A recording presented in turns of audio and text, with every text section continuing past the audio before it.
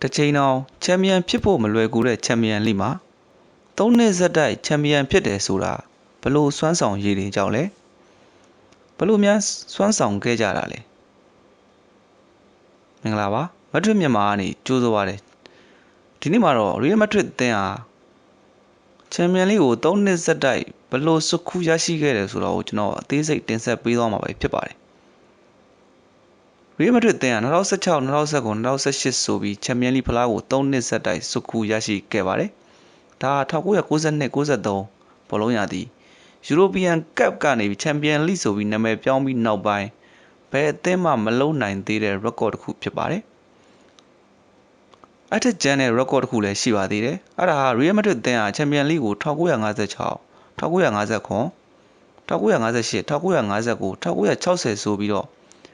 9နှစ်တိတိဗိုလ်ဆွဲခဲ့ပူပါတယ်ဒါပေမဲ့အဲတုန်းက European Cup နာမည်နဲ့ကျင်းပခဲ့တာဖြစ်ပြီးတော့အခုလောက်အသင်းကောင်းတွေအများကြီးဝင်ရောက်ရှင်ပြိုင်ခဲ့တာမဟုတ်လို့ပါ2016 2019 2018ဆိုတာ modern ဘောလုံးခေတ်ဖြစ်ပြီးတော့အဲ့လိုခက်ခဲတဲ့ modern ဘောလုံးခေတ်မှာ3နှစ်ဆက်ချန်ပီယံဖြစ်တယ်ဆိုတာတကယ်ကိုကြောက်ခမန်းလိလိ record တစ်ခုပဲဖြစ်ပါတယ်ဒါကြောင့်ဒီနေ့မှာတော့3နှစ်ဆက်တိုက်ဘယ်လိုများချန်ပီယံဖြစ်ခဲ့လဲဆိုတာကိုကျွန်တော်အပိုင်းလေးတွေခွဲပြီးတင်ဆက်ပေးသွားမှာပဲဖြစ်ပါတယ်စီဒနီဇီဒန်ရီယယ်မက်ဒရစ်ချန်ပီယံလိကို3နှစ်ဆက်တိုက်ရတဲ့အကြောင်းပြောပါဆိုရင်နီးပြစီဒန်ကိုထက်မပြောလို့လုံးဝမရပါဘူးစီဒန်ဟာ2016ခုနှစ်မှာရီယယ်မက်ဒရစ်အသင်းရဲ့နီးပြဖြစ်လာခဲ့တာဖြစ်ပါတယ်စီဒန်ဟာအဲ့မတိုင်ခင်ဘယ်အသင်းကိုမှနီးပြဘူးခဲ့တယ်လို့နီးပြအတွေ့အကြုံလည်းလုံးဝမရှိပါဘူးဒါပေမဲ့2013 2014ခုနှစ်တွေမှာနီးပြကြီးအန်ဆလော်တီရဲ့လက်အောက်မှာတော့လက်ထောက်နီးပြအဖြစ်လုပ်ခဲ့ပူပါတယ်2016ခုနှစ်ရီယယ်မက်ဒရစ်အသင်းမှာရာဖေးဘင်နီဒက်စ်ထွက်ခွာပြီးနီးပြလိုအပ်ချက်ကြောင့်အသင်းရဲ့ဘုတ်အဖွဲ့ဟာနီးပြအသစ်ဖြစ်ဇီဒနီဇီဒန်ကိုအားလုံးကသဘောတူညီစွာနဲ့ခန့်အပ်ခဲ့ကြပါတယ်နီးပြအတွေ့အကြုံလုံးဝမရှိသေးတဲ့ဇီဒန်ပေါ်ပေးသက်တွေကဝေဖန်မှုတွေရှိခဲ့ပူပါတယ်ဇီဒန်ဟာအရိယာတီလာလီဂါပွဲစဉ်16ကနေ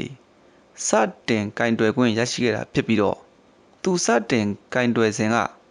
ဘာစီလိုနာအက်တလက်တီကိုတို့ရဲ့အောက်အဆင့်3နေရာမှာရပ်တည်နေတာပါအဲ့ဒီနှစ်လာလီဂါပွဲစဉ်တွေအားလုံးပြီးဆုံးသွားချိန်မှာတော့ကန်ဆိုးစွာနဲ့ပဲပြိုင်ဘက်ဘာစီလိုနာရဲ့အောက်တမတ်ရောနေတာရာသီပြီးဆုံးသွားခဲ့ပါတယ်ဒါပေမဲ့အကလစီကိုပွဲစဉ်မှာတော့ဘာစီလိုနာကို2-9ဆိုတဲ့ရလဒ်နဲ့အနိုင်ယူနိုင်ခဲ့ပါတယ်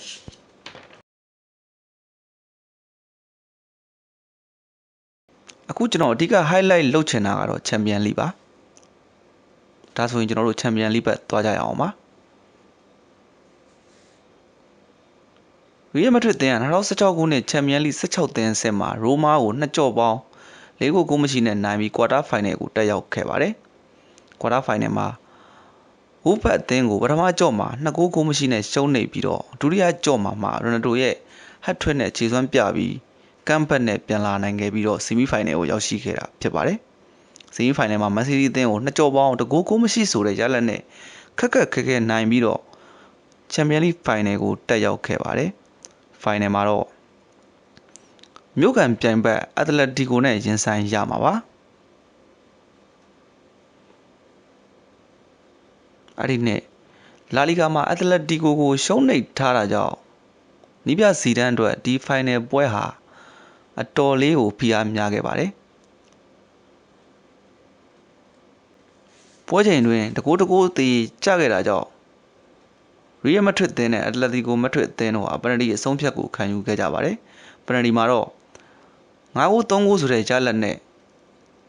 ရီယယ်မက်ဒရစ်အသင်းကနိုင်ပြီးတော့2016ခုနှစ်ချန်ပီယံလိချန်ပီယံဆုကိုရရှိသွားခဲ့ပါတယ်ရီယယ်မက်ဒရစ်အသင်းအတွက်17ချိန်မြောက်ချန်ပီယံလိရရှိခဲ့တာဖြစ်ပြီးတော့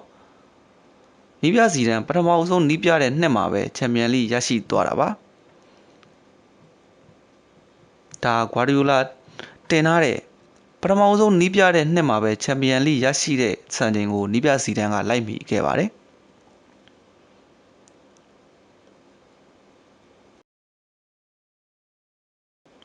အဲ့ဒီနှစ် ဇီဒန်ရဲ့ Real Madrid ဟာဘာစီလိုနာစံချိန်တင်ထားတဲ့39ပွဲရှုံးပွဲမရှိစံချိန်ကိုပွဲ40ရှုံးပွဲမရှိစံချိန်နဲ့ချိုးဖျက်ပြီးတော့အဲ့ဒီနှစ်လာလီဂါစူဖလားကိုပါရရှိခဲ့ပါတယ်တကယ်ကိုကောင်းမွန်တဲ့ record ဖြစ်ပါတယ်ဒါဆိုရင်ကျွန်တော်တို့ချန်ပီယံလိဘက်ကိုတွားကြအောင်ပါအဲ့ဒီနှစ်2019ချန်ပီယံလိကွာတာဖိုင်နယ်မှာဘိုင်ယန်မြူးနစ်ကို2ကြော့ပေါင်း6-3 ဆိုတဲ့ရလဒ်နဲ့အကျိတ်နဲ့ကန်ပြီးတော့Real Madrid အသင်းဟာဆီမီဖိုင်နယ်ကိုတက်ရောက်ခဲ့ပါတယ်ဆီမီဖိုင်နယ်မှာတော့မြို့ကန်ပြိုင်ဘက်အက်တလက်တီကို2ကြော့ပေါင်းပြတ်သားတဲ့ရလဒ်4-2နဲ့နိုင်ပြီးဖိုင်နယ်ကိုထပ်ပြီးတက်ရောက်ပြန်ပါတယ်ဆီမြူနီရဲ့အသင်းဟာReal Madrid နဲ့နောက်တစ်ချိန်ထပ်တွေ့ပြီးမှလည်းထပ်ပြီးရှုံးနိမ့်ခဲ့ရတာကြောင့်ဒါတကယ်ကိုခါတိတဲ့နေ့ရက်တွေဖြစ်ခဲ့ပါတယ်အက်တလက်တီကိုနိုင်ပြီးဖိုင်နယ်ကိုတက်ရောက်ပြီးတဲ့နောက်မှာဖိုင်နယ်မှာဂျူပီနဲ့အသင်းနဲ့ရင်ဆိုင်ခဲ့ရပါတယ်။အဲ့ဒီပွဲမှာရိုနယ်ဒိုခြေစွမ်းပြပြီးတော့4-2ဆိုတဲ့ရလဒ်နဲ့နိုင်က12ကြိမ်မြောက်ချန်ပီယံလိကိုရရှိခဲ့ပါတယ်။စီဒန်တို့သူနီးပြတဲ့2နှစ်မှာပဲချန်ပီယံလိ2ကြိမ်ဆက်တိုက်ရရှိခဲ့တာဖြစ်ပြီးတော့တကယ်ကိုမယုံကြည်နိုင်စရာကောင်းတဲ့ record တစ်ခုဖြစ်ပါတယ်။အားလုံးကစီဒန်ကိုထင်သေးခဲ့ကြပေမဲ့စီဒန်ကတော့အလုံးနဲ့သာတက်တည်ပြခဲ့ပါတယ်။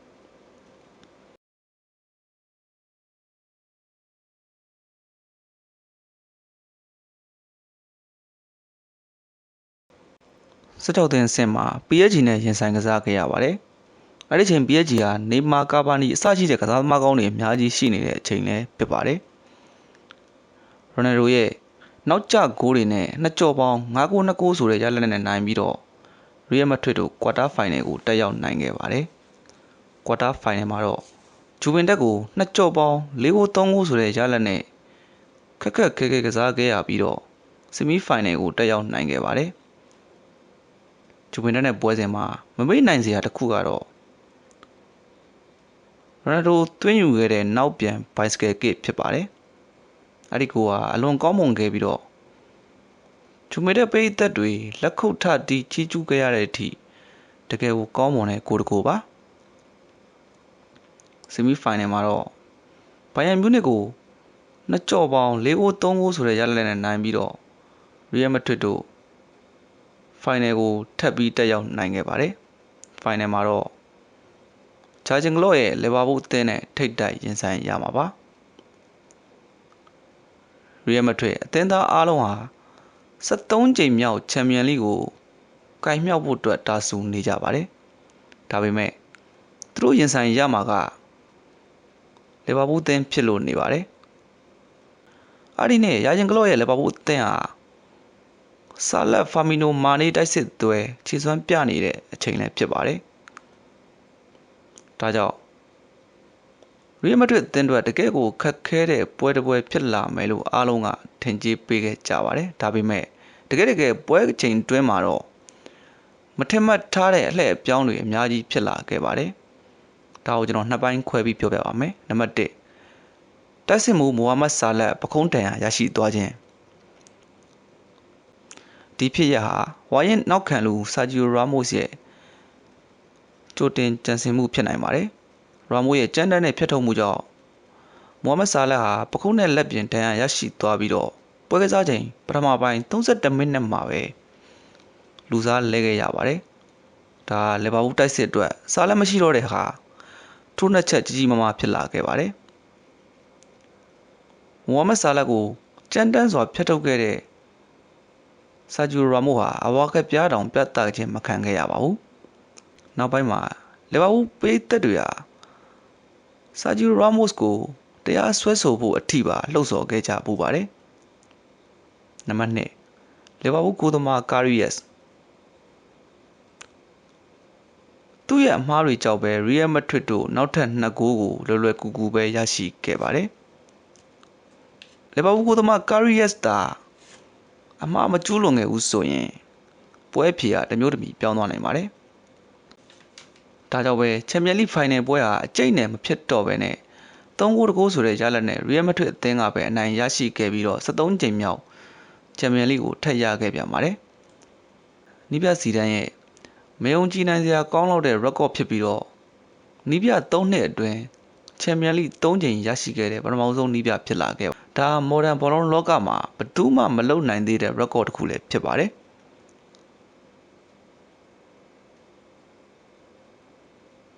ကြည့်ရှုပေးတဲ့ပရိသတ်ကြီးအားလုံးကိုကျေးဇူးတင်ပါတယ်။ Real Madrid အသင်းနဲ့ပတ်သက်တဲ့သတင်းအကြောင်းအရာတွေကိုကြည့်ရှုခံစားခြင်းနဲ့ဆိုရင်တော့ကျွန်တော်တို့ရဲ့ channel နဲ့ Facebook page လေးကို subscribe and follow လေးလုပ်သွားပေးဖို့ကျွန်တော်တို့တောင်းဆိုချင်ပါတယ်။